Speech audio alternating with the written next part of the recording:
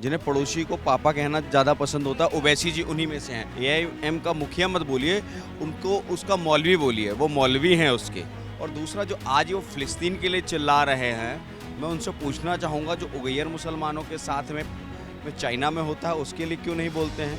Kazakhstan मुस्लिम बहुल देश है, बुर्का बैन है, हिम्मत नहीं है इनकी बोलने की।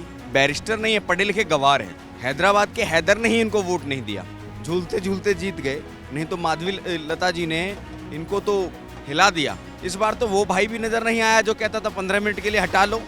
भारत का कोई भी मुस्लिम आज तक आईएसआईएस का विरोध करता हुआ मुझे दिखा दीजिए एक मुस्लिम पूरे भारत के अंदर में। फिलिस्तीनियों के साथ कोई रिश्ता नहीं है, सिर्फ और सिर्फ ये अपने आप को चमकाना चाहते हैं। अरे तो जिसको आप पापा कह रहे हो वो पापा तो यहाँ चरण वंदना कर रहा है। नमस्कार, मैं शिवम चौबे और आप देख रहे हैं Saugandh TV. All India Majlise Ittehadul Muslimeen यानी एआईएम के मुखिया असदुद्दीन ओवैसी ने संसद में अपने शपथ समारोह के बाद शपथ लेने के बाद ये कह दिया कि फ़िलिस्तीन जिंदाबाद।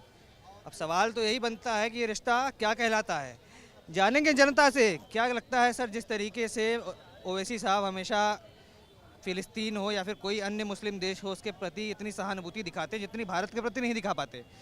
जय हिंद कहते हैं, भारत माता की जय कहने पर उनको संकोच है, पर जय फिलिस्तीन कहते हैं। मातरम भी नहीं बोला जाता उनसे। और इस पे तो मैं ये कहना चाहूँगा कुछ बच्चे ऐसे होते हैं जिन्हें पड़ोसी को पापा कहना ज़्यादा पसंद होता है, जिन्हें पड़ोसी को पापा कहना ज़्यादा पसंद होता है, ओवैसी जी उन्हीं में से हैं। और आप उनको उसका एआईएम का मुखिया मत बोलिए, उनको उसका मौलवी बोलिए, वो मौलवी हैं उसके। अच्छा, कुछ लोग ये आरोप लगाते हैं कि ओवैसी साहब ध्रुवीकरण करने के लिए केवल क्योंकि वो मुसलमान वोट बैंक उनका पुख्ता है एकदम, जहाँ भी जाते हैं केवल उन्हीं सीटों पर लड़ते हैं जहाँ पर मुस्लिम बाहुल इलाका है या उस जहाँ मुसलमानों की संख्या ज़्यादा है। किस तरीके से देखना, क्या लगता है केवल एक ही संप्रदाय का वोट लेना चाहते हैं, एक ही संप्रदाय की बात करते हैं? पत्रकार महोदय, मुझे लगता है कि आपने फिर उनकी पार्टी का पूरा मतलब ही नहीं समझा। क्या है उनकी पार्टी का नाम? मजलिसे इत्तेहादुल मुसलमीन, ऑल इंडिया मजलिसे इत्तेहादुल मुसलमीन, मुसलमानों की एकता के लिए बनी हुई पार्टी है। तो फिर उस अन्य की तो उनको आवश्यकता ही नहीं है। और दूसरा जो आज वो फ़िलिस्तीन के लिए चिल्ला रहे हैं, मैं उनसे पूछना चाहूँगा जो उगैर मुसलमानों के साथ में चाइना में होता है उसके लिए क्यों नहीं बोलते हैं? अहमदिया मुसलमानों के साथ जो आपका पाकिस्तान में होता है उसके लिए क्यों नहीं बोलते हैं? और जो अफ़गानिस्तान में तालिबान ने किया तो क्या उन्हें वो मुसलमान नहीं मानते हैं? या जो सीरिया में हो रहा था शिया और सुन्नी के लिए, लीबिया में हो रहा था, और तो और अभी देखिए भारत में तो फंडामेंटल राइट्स की बात आ जाती है।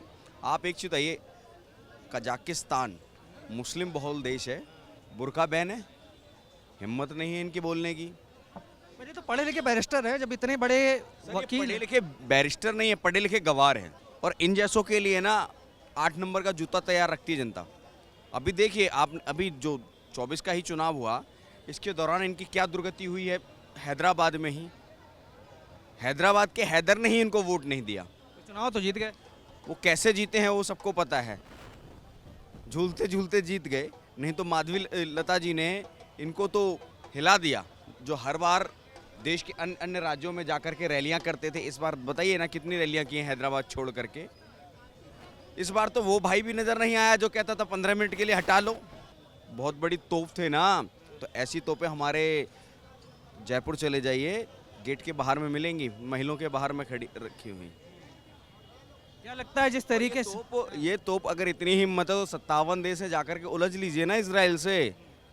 भारत की संसद में पहली चीज़ आपको पता नहीं है, भारत की संसद में भी इनकी सदस्यता रद्द हो सकती है। आर्टिकल संविधान का जो नियम है 102, उसके तहत इनकी सदस्यता रद्द हो सकती है, क्योंकि भारत के जनता ने इनको सांसद चुना है। इजराइल की जनता ने या फ़िलिस्तीन की जनता ने इनको सांसद नहीं चुना है, या ये फ़िलिस्तीन की संसद नहीं है। अच्छा, खाते यहाँ का है गाते वहाँ का क्यों है, सीधा सा सवाल है। क्योंकि हर बार देखा जाता है कहीं अगर गाज़ा पट्टी पे बम गिरता है या फिर हमास के लिए कुछ गलत नहीं बोलेंगे, पर इजराइल को लेकर उनके विचार जो हैं वो काफ़ी अलग से दिखाई देते हैं। देखिए, मैं आपको एक चीज़ कहना चाहूँगा, आप हमास की बात करते हैं, भारत का कोई भी मुस्लिम, मैं मुस्लिम शब्द यूज़ कर रहा हूँ, भारत का कोई भी मुस्लिम आज तक आईएसआईएस का विरोध करता हुआ मुझे दिखा दीजिए एक मुस्लिम पूरे भारत के अंदर में जो कहता हो आईएसआईएस ने जो कर रहा है वो गलत कर रहा है। कोई भी मुस्लिम लश्कर तैयबा का, खुर्शान का, पीएफआई का विरोध करता हुआ मुझे दिखा दीजिए, जो आतंक फैलाते हैं, नहीं मिलेंगे। क्या लगता है जिस तरीके से पिछली बार जब चुनाव जीत कर आए थे तो संसद में शपथ के बाद अल्लाह अकबर का नारा दिया था, चलिए एक बार को मुसलमान है मान सकते हैं, इस बार जय फिलिस्तीन बोलने की क्या नौबत आ गई, क्या रिश्ता है उनका फिलिस्तीनियों के साथ? फिलिस्तीनियों के साथ कोई रिश्ता नहीं है, सिर्फ और सिर्फ ये अपने आप को चमकाना चाहते हैं। जैसे पाकिस्तान पूरे विश्व में ये कोशिश करता है कि मुझे विश्व के जो 56 देश हैं, 57 देश हैं मुस्लिमों के, उनका मसीहा बनने की कोशिश करते हैं, वैसे ये भारत में मुस्लिमों का मसीहा बनने की कोशिश करते हैं। जिस तरीके से ये नारा लगा रहे हैं कहीं ना कहीं ये और जिस फिलिस्तीन की बात कर रहे हैं उसी फिलिस्तीन के राष्ट्रपति मोहम्मद मुस्तफ़ा भारत के प्रधानमंत्री मोदी जी को पत्र लिखते हैं कि इजराइल पे दबाव बनाइए, युद्ध विराम कराइए। अरे तो जिसको आप पापा कह रहे हो वो पापा तो यहाँ चरण वंदना कर रहा है। शेर क्या के बब्बर सिर खड़ा। हाँ, अच्छा ये बताइए, चलिए ओवैसी जी की तो बात हो गई, ओवैसी अकेले अकेले नहीं है, यहाँ भारत में देखा जाता है जब इजराइल और फिलिस्तीन का युद्ध होता है तो कई भारतीय मुसलमान भी फिलिस्तीन के लिए वही चीज़ है, उनकी ऑल आइज ऑन राफा याद आती है, ऑल आइज ऑन इजराइल पे नज़र नहीं आती है। जब 7 अक्टूबर को हमास ने जब हमला किया इजराइल पे तो क्या वहाँ पर निर्दोष लोग नहीं मारे गए थे? बलात्कार भी किया गया था इजरायली। कार भी किया गया था। वो इनकी ऑल आइज ऑन राफा लिखने के लिए टाइम था, ऑल आइज ऑन रियासी लिखने के लिए टाइम नहीं था, ऑल आइज ऑन अफगानिस्तान लिखने का टाइम नहीं था। क्यों? वहाँ पर मुसलमान को मार रहा था। सीरिया के लिए नहीं टाइम था, वहाँ पर भी मुसलमान को मार रहा था। और तो और इनकी हिम्मत भी नहीं है कि ये उगैयर मुसलमानों के लिए भी कुछ लिख दें। इन्हें पता है कि वो चाइना में है। चाइना ने अभी इनकी मस्जिद तोड़ करके उसका गुंबद ही चेंज कर दिया, बोलने की हिम्मत नहीं है। और यहाँ पर भारत में दिल्ली की ही एक क्षेत्र में मंगोलपुरी के अंदर में डबल स्टैंडर्ड देखिएगा आम आदमी पार्टी का भी।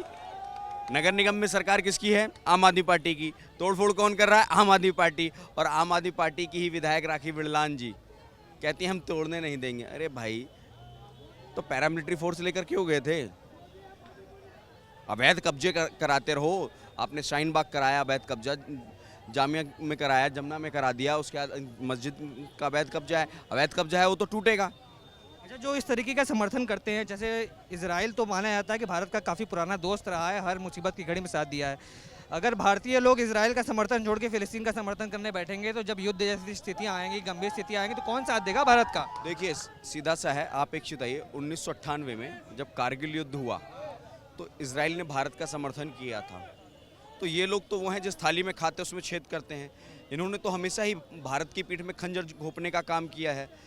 तो और इन जैसों से उम्मीद भी क्या की जा सकती है? तो भारत की जनता क्या करे जब ऐसे लोग खुद उठ के आ जाते हैं, भारत में ही खड़े होकर फिलिस्तीन का नारा लगाते हैं, पाकिस्तान जिंदाबाद के नारे भी कई जगह लगाए जाते हैं।